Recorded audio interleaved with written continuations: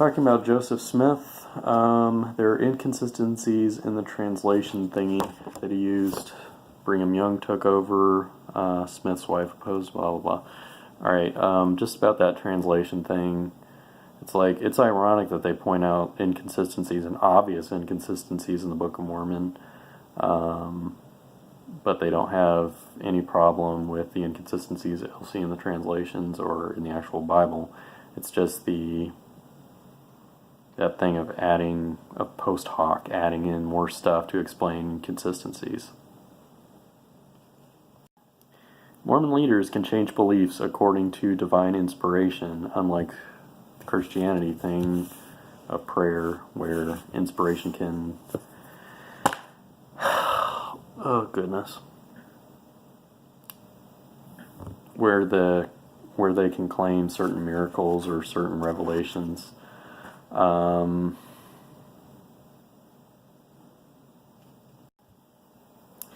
Mormon Church is the only good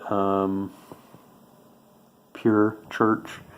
Southeast is hawking the same thing.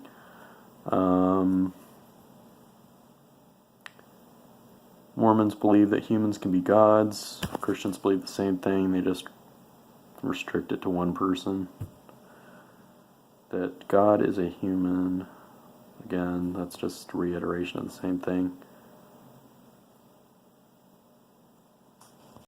In the 1960s, the Mormons changed the policy to allow black people in with the Civil Rights Movement. Took them long enough.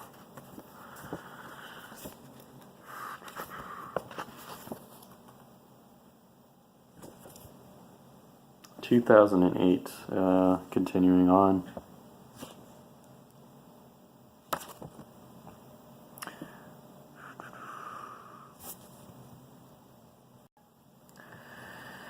Romans 3:23, all have missed and fallen short of the glory of God. Just typical trying to demonize normal people.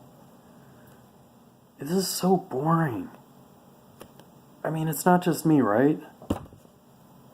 Who thinks that church... I mean, part of the reason why I hated going to church was because it was boring. And reading the Bible is boring, but it's like, there's a reason why it's boring. It's wrong. And they just stay in the same rut and keep grinding the same axe.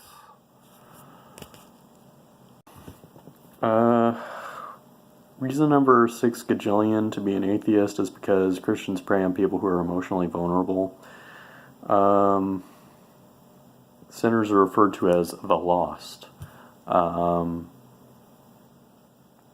sometimes you got people who feel lost, and of course they prop Christianity up to be that salvation or that thing that finds people. And they will go to great lengths to con people into joining the church. And they'll offer them all kinds of goodies as an incentive to get people in. And once they're in, they start ramping up that thing, going from 10% to 12.5% tithe. And eventually just trying to get everything that you've got.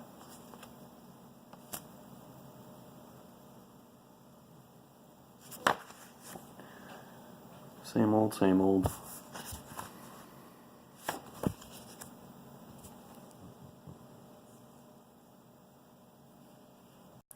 Part of the reason the church is a bad thing is because they prioritize, I mean, it says so right here.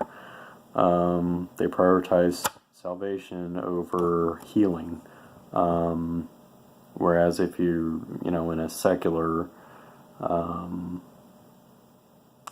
setting, the goal is to deal with people's material problems. It's like they try to talk people into believing that they've got a problem, even though their problem isn't existent. And they go, oh, well, we've got the solution. So they give you more problems first before they offer the solution to them. Romans 3, we've all fallen short of God's standards. We've all sinned. That was the same verse that they used a couple weeks later in a sermon.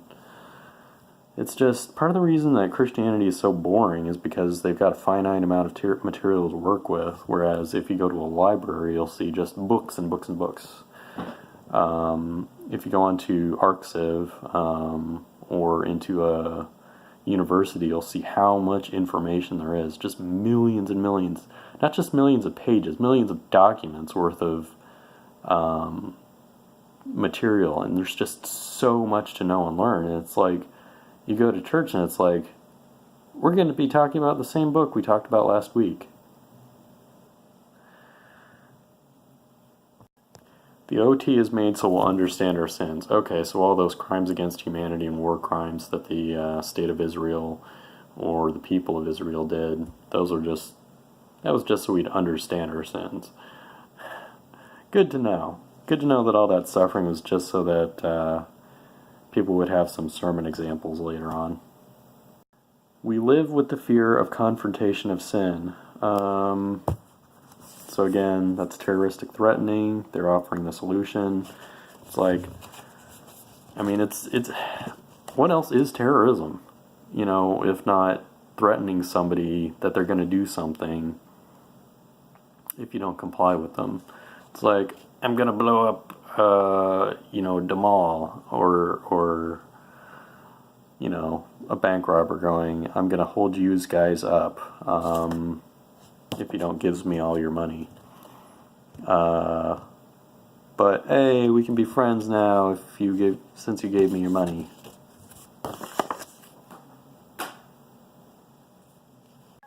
Alright, this is from November 8th, 2007.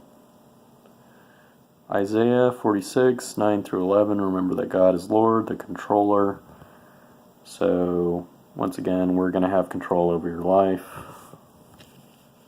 You need to either cede control or we'll take it. We've seen throughout history how much the church has tried to take over just everything it touches. We choose to submit to God, sure you do. They try to make you feel like there's a choice, but then they go to they do everything they can to convince you that there is no choice, practically speaking.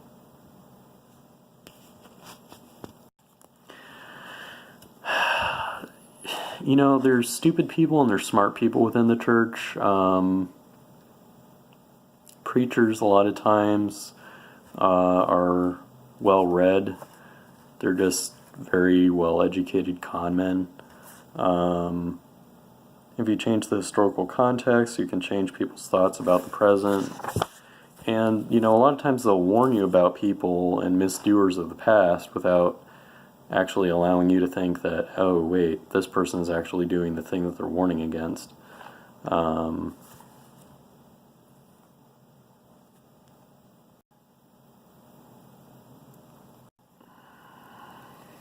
Bible was written 25 years after events.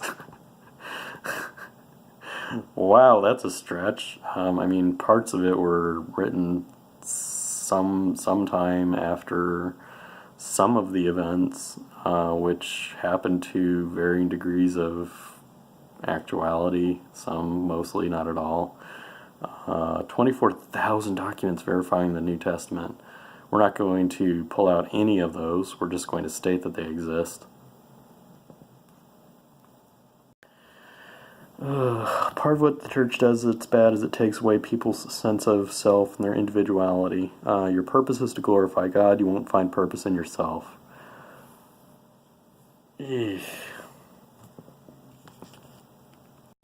Deuteronomy 8, 10 through 20. Remember God, prosperity will make you forget, and He will defeat you.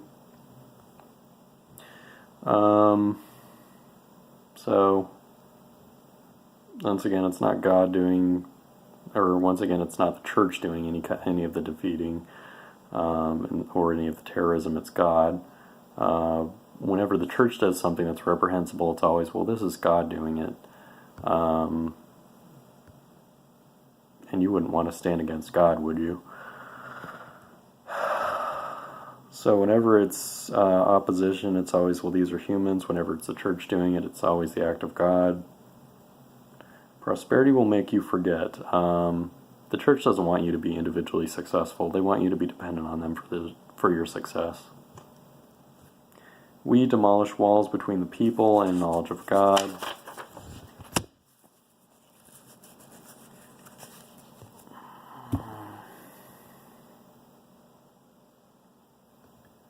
It's just typical extremist stuff.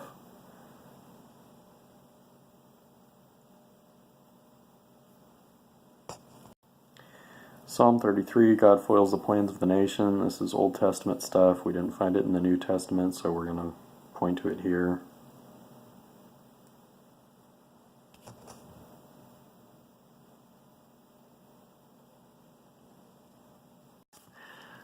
You know, a lot of times you get the church arguing against things that are either not widely held, or if they are, it was a long time ago. Talking about postmodernism, and it's just a straw man. It's just a bogeyman that they can easily knock down. When you're selfish, the Great Commission is irrelevant. So basically, anybody calling the New Testament irrelevant is selfish. Just more demonization of any opposition without any backing to it. Yeah. I mean, you could point to the Bible as your backing, but outside of that, they got nothing. It is insulting to God when we are bored by His Word. So you're not even allowed to be bored.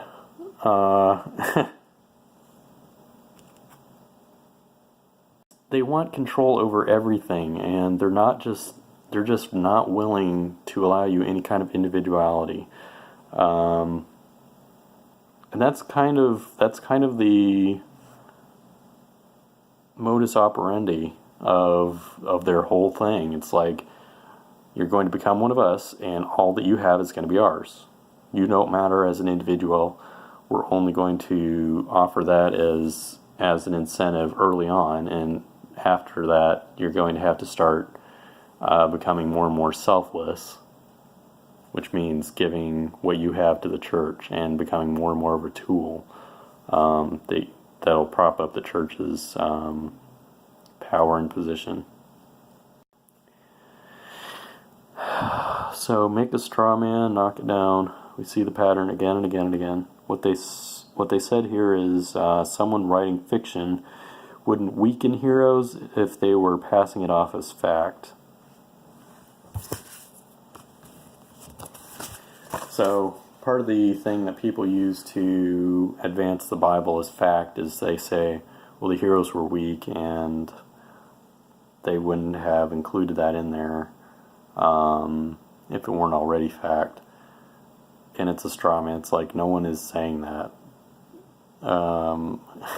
It might have been a common practice to make stronger heroes, but we can look at those other contemporary examples and point out weaknesses in the heroes too.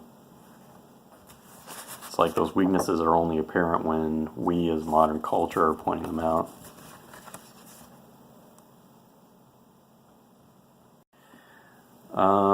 One of the things that I try to argue with Christians about is how it turns people into slaves. And they say, well, we're supposed to be servants. And it's like, I go, no, you're trying to tell me that I've got a debt and I can't repay it. So that makes people into slaves. And it says right here, this is back in November 18th, 2007. We can't repay our sin debt. God knows your secret sins. So you owe. It's this thing of, not only do you owe us, the church, but you owe us an amount that you can't repay. So they're trying to get leverage on you in any way that they can.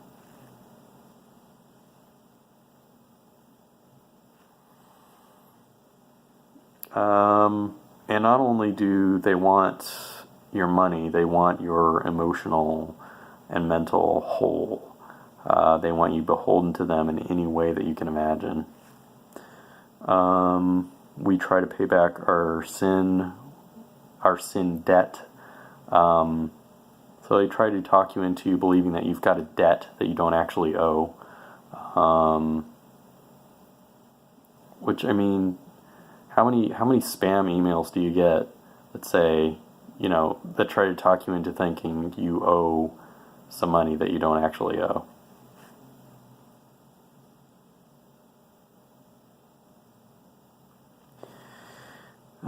This is coming from Matthew 18, 26 and 27.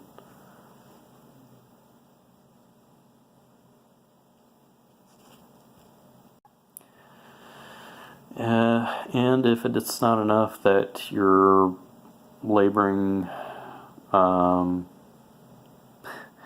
Exodus 26 days shall you labor the Sabbath and do all your work, the labor command. So you're commanded to do labor. So the church wants to make sure that you're earning money so that they can get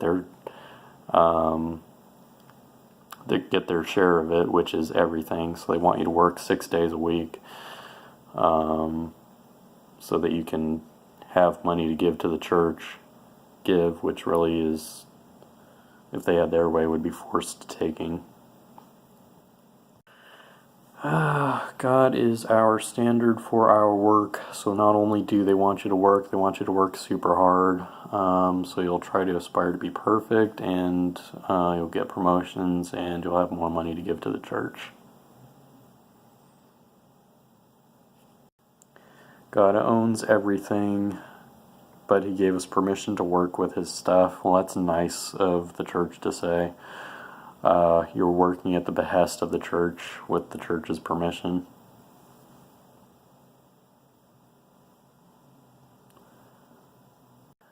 Main principles of economics. Number 1, all things belong to God. This is within the same, this is just within like 2 months. All these sermons are taking place.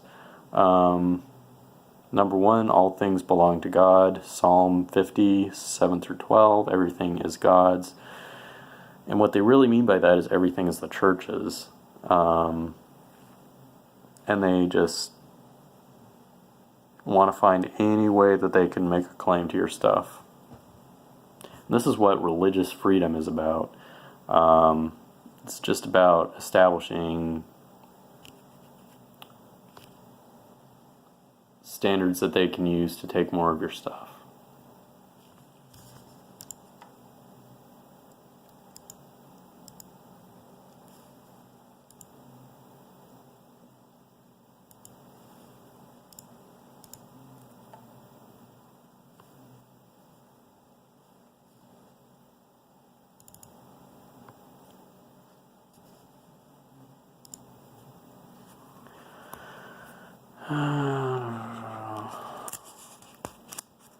Number 2, God has approved man to be His creative steward, to do stuff with His goods. Genesis 1:28, dominion over the earth.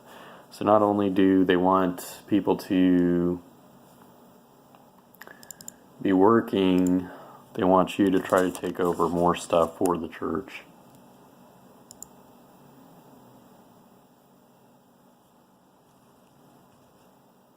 Huh, that's different.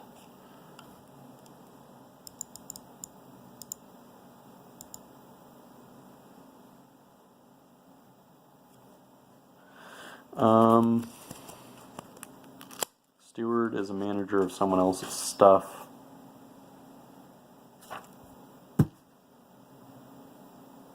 Ephesians 6, 5 through 8, slaves obey masters. Ephesians 6:9, all have a master in heaven. It's like these people are so creepy.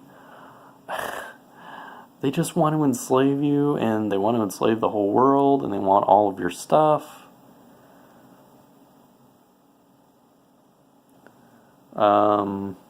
This is just from Southeast Christian Church. This is one church out of many. Exodus 20, verse 15, theft is wrong. Don't be envious, so you're not allowed to have somebody else's stuff. Once again, suppression of individuality. There's nothing wrong with jealousy, really. Acting on jealousy is a problem, but actually being jealous of other people isn't a problem. Part of it is the church doesn't want you to realize what it is that you don't have.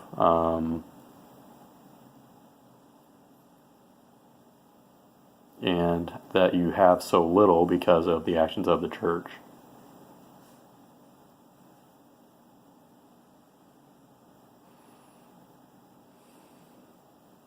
Exodus 35:35, God's Spirit gives man skills. What primitives? I'm getting tired of reading this, so I think I'm going to stop here within the next 10 minutes. And I've only gone through like a few weeks worth of sermon notes.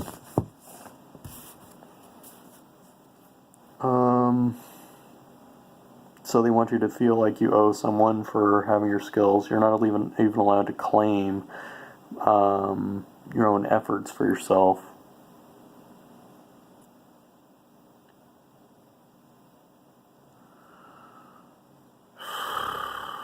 It's like they just don't want you to have anything.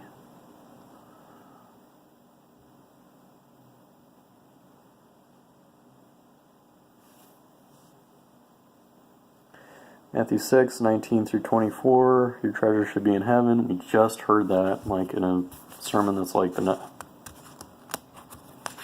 a few weeks later.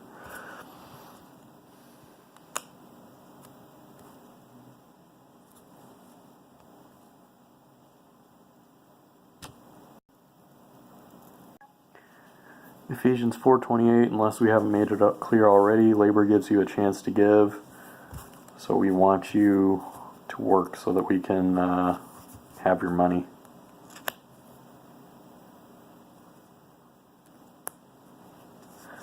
Psalm 101, verse 3, God will see no vile things.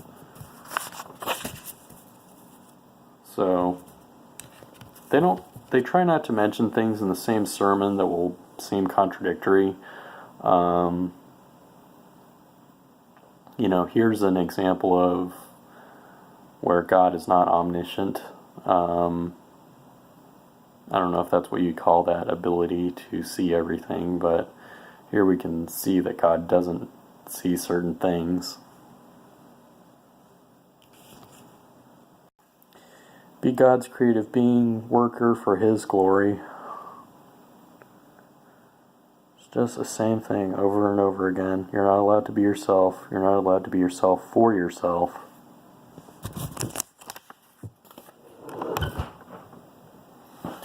And if the New Testament doesn't show it, we can always dip back into the Old Testament for backing.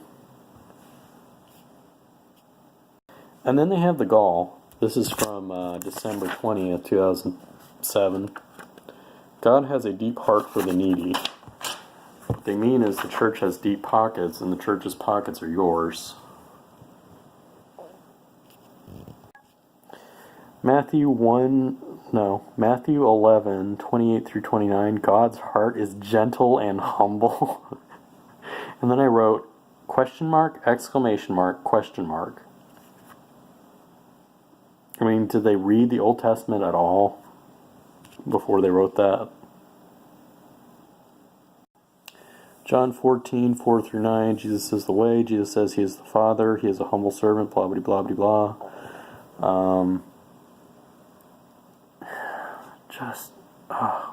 Is this ever going to end where it's like you're allowed nothing but to be a servant?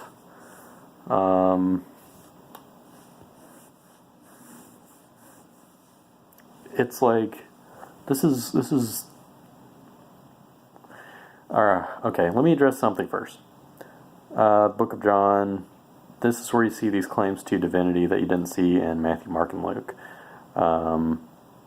You start seeing this complete change of character in John that you don't see in the other books. It's an inconsistent book in terms of tone and continuation of the other 3 books.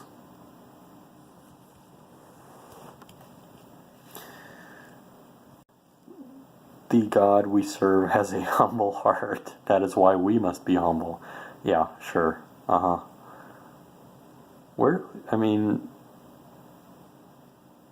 If there's a contradictory verse in the New Testament, like, this is a pretty good one.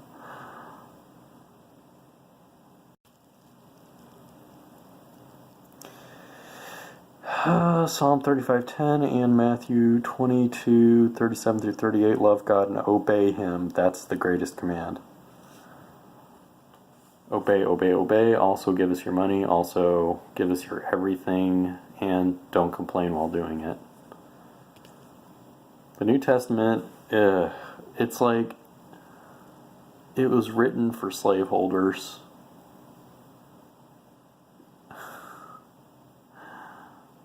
And the ironic thing is that later it was used during the U.S. In the build-up to the U.S. Civil War and way before then, like by Presbyterian ministers in the entire South as a justification for slavery.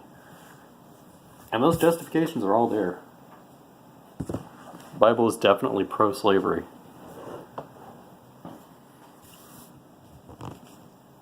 We must transform the world. Well, that doesn't sound creepy or ominous in any way.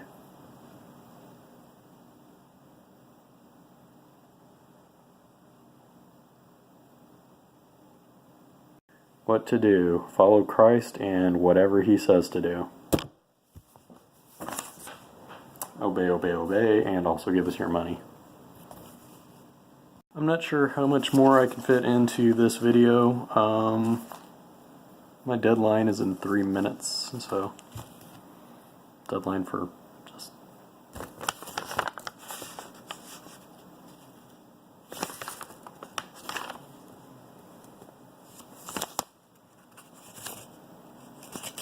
guilty people make God angry. Oh, you better not make God angry. Don't make our imaginary friend angry, or we might have to do something that will make our imaginary friend happy again. Sacrifice satisfies the thirst for wrath. Everyone is guilty, as justified by sacrifice to satisfy God's wrath. Creeps. Romans 6:15 through 18. You can give in to someone, you become their slave. So if you give in to anyone on anything, you become their slave. Sure. Hey, can you open the door for me? No, I'll become your slave. Ephesians 2:1 through 9. We are guilty. We are so guilty, we're dead. God was merciful to resurrect us to seat us in heaven. Create a false accusation of guilt. Offer the solution for that guilt. Can you imagine what's going to happen? Well, you don't really have to imagine because we've seen it already in history, but every time the church gets power, they try to hold it over you in any way that they can. Slave to sin equals death. Slaves to righteousness becomes eternal life. So by this definition, anybody who is a slave to sin, the church will feel justified in putting to death, which we've seen happen, like with the witches and stuff throughout history.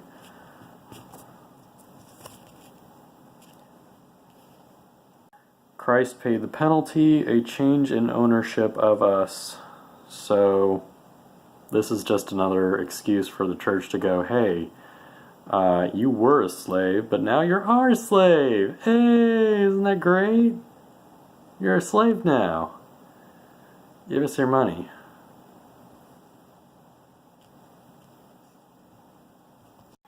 Though we were dead, we were made alive by grace through faith of no effort of our own. We wouldn't want to give you any kind of credit for anything now, would we? Alright, this thing is done. I've already been doing this for an hour.